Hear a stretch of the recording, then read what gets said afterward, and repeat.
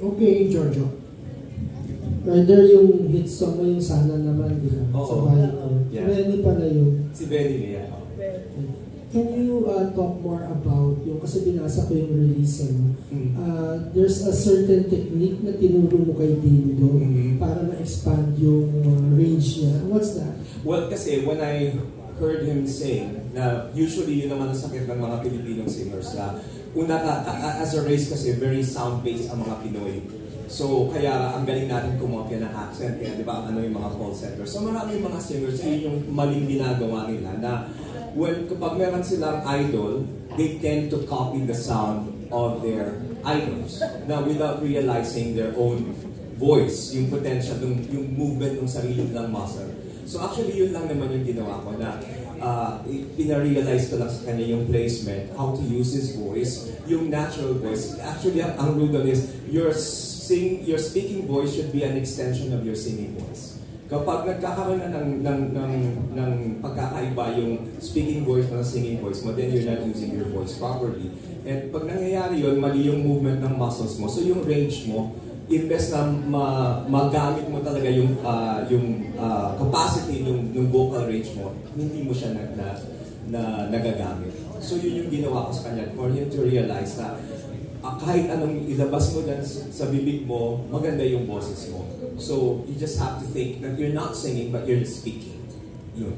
Thank you. Kay Dindo, idea mo ba yung parang BL twist dun sa music video mo? Bukod po sa ano, kasi ayoko po kasi na tinatago kung anong kasalanan meron ako. At proud po ako doon, I am member of LGBTQ community. Proud po ako doon. Ayoko na tinatago kung ano yung nararamdaman ko. Mahirap yun.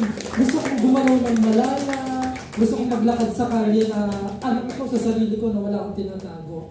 Kumbaga yung sa BL po na yun, sabi ko kay Coach, kailangan gusto kong pasabog. Tapos gusto kong parang tapos nag-isip si Coach. At saka yung idea po na yun, pinagtulong-tulungan po. Pero si Coach, ang galing kasi ni Coach, nagustuhan ko agad yung sinabi niya. Tapos approve agad sa lahat ng mga mommies. Yung music video ko. Yung gumawa ng video niya as a former student of mine in Valenzuela, sa PLB, Pamantasan ng Lungsod ng Valenzuela. Finally, last question din. Do you sing well? Nagkaroon ba ng time na natutukso ka dahil sa singing style mo? No, wala pa naman akong nasasabi na gano'n. Pero merong nagsasabi na, kasi hindi ko naman alam kung paano talaga kumanta noong. Tapos sabi, ganito yung gawin mo kasi may maganda kang ganyan. Tinutukso ako, wala akong natukso sa akin. Minsan gagalingan sila. Wala naman. So usually, di ba expect pag lalaki, mababa? Oo. Ay, doon sila namamangha ako. Pag halimbawa, tinataas ko. Pero kaya kong kumanta ng panlalaki. Parang versa-versa ako. Kaya kong lahat po kinakanta. Tawa ko doon dito versa-versa. Okay ka Okay ka lang please. Kaya kong kumanta ng panlalaki, kaya kong kumanta ng pambabae. Yun. Siyempre, versa-versa. Salamat. Salamat, Bordo. Meron pa tayong questions? Dito, Harold, ikaw. Hi, congratulations. I'm Harold from What's Happening. Question ko lang, sino mga musical influences mo like local and foreign? Curious lang ako. Local and international. Si Adam Lambert, the way na mag-perform siya, tapos ang pag-pronounce siya ng kanta, tapos ang pagdala niya ng stage, nilalamon niya yung stage, tapos siya, parang free siya.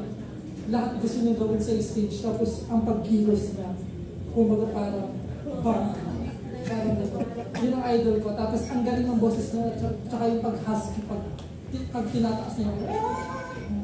Tapos, sa ano naman po, dito sa Pinas, si Katrina Velarde po. Katrina Velarde sa Play Diva. Idol ko po yung simula. Bata pa lang po ako, kaya rin ako natutunan kumanta kasi kapapanood ko ng video niya. Tapos, si Eric Santos po sa lalaki. Thank you, Harold. Next question. Hello po. po, I'm Angelica from Manila Standard po.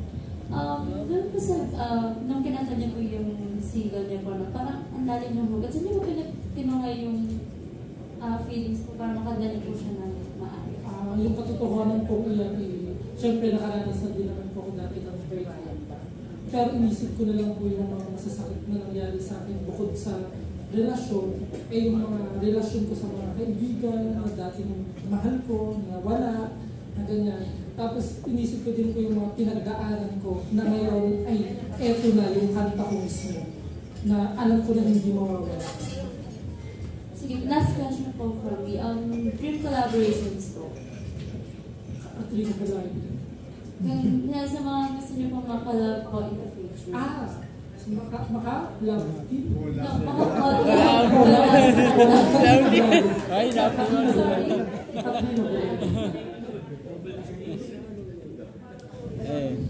Hi, good evening. First of all, congrats on the launch of your... Salamat po. Doon ako sa song.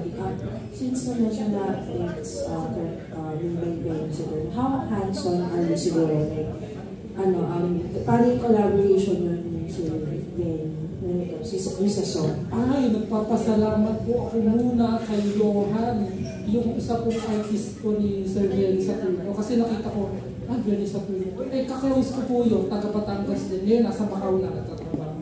Ngayon, nag-message po ako, sabi ko, baka naman pwedeng matry ko si Sir Jerry Saturno. Ngayon, free na ako, available na ako kahit kailan. Tapos meron din naman mga mamis na tumutulong sa akin, ibang bansa, kahit po dito sa Pinas. Ngayon po, ayan, sabi ko, try ko naman. Sabi ko, sige, ang bilis po, walang dalawang pag-iisip, kasi kahit hindi po kami masyadong magkakilala talaga, sa chat lang kami nag-uusap. Tapos yun, inano po ako kay Sir Benny, hanggang sa nakausap ko si Tito Benny, napunta po kami sa kanilang bahay, hanggang sa nakausap ko, binigyan ako ng 3 kanta, pinapili ako. Hindi lang po ito yung kanta ko kasi may dalawa pa po na nakalatag sa akin. Pero nauna po ito. Tapos ayun, hanggang sa binigay po sa akin yung Kung Hindi Ikaw. Dahil kung hindi ikaw daw po, yung pagkakakanta niya, swak daw po sa boses ko. Pero binigyan naman siya ng freedom ni Benny at bigyan siya ng interpretation. Tapos doon naman ako nag because I sang a Benny Saturno song. Actually, si Benny Saturno song meron siyang rhythm na yung rhythm na yun, if you're the singer, you'll be damned if you go against the rhythm. Na pag napansin mo, meron siyang hindayog. It's just like si Benny Saturno is like a Shakespeare. It's like a musical version ng Shakespeare. You just have to follow with that rhythm. Tapos tuwang-tuwa po si Tito Benny nung nalaman si Coach po yung... Anyways, congrats. So, din ko si Marv. Ito naman kay Chris from One Music PH. Hello, congrats. And, yun nga, na-mention mo earlier na comfortable ka both singing ng mga male and female songs. So, how do you approach, ano yung pinagkaiba ng approach sa pag-sing ng mga songs ng male and sa female? Ano yung mga challenges na na-encounter mo from each? Yung sa naman po, sa paggalaw. Kasi gusto ko lahat, yung kilos ko ba, pag lalaki kasi, yung kailangan mo pong mag-effort ka kung paano igalaw yung katawan mo. Kasi ang karamihan po kasi kinakanta ko pang lalaki, yung mga pang-amateur. Ganun. Nakita naman ako ni Coach ng boses na maganda yung boses ko, mga pang-mixed voice. Kaya yun, ang pagkanta naman po ng mga pang-babae, parang hindi naman laging magaling ako. Hindi naman laging mahina, gano'n. Pero nagagawa ko naman po ng maganda, tapos walang pinagkaiba. Parang ang kailangan mo lang gawin, kilos lang. Yung ganun po. Tapos kailangan, pag lalaki kasi, kailangan malaki ang boses. Tapos pag babae naman, iibitin mo ng konti. Yun. Pero yung boses ko po na pinakita kanina din, yun po talaga yung tunay ng tulog ko. At yun po yung speaking voice ko. Thank you po.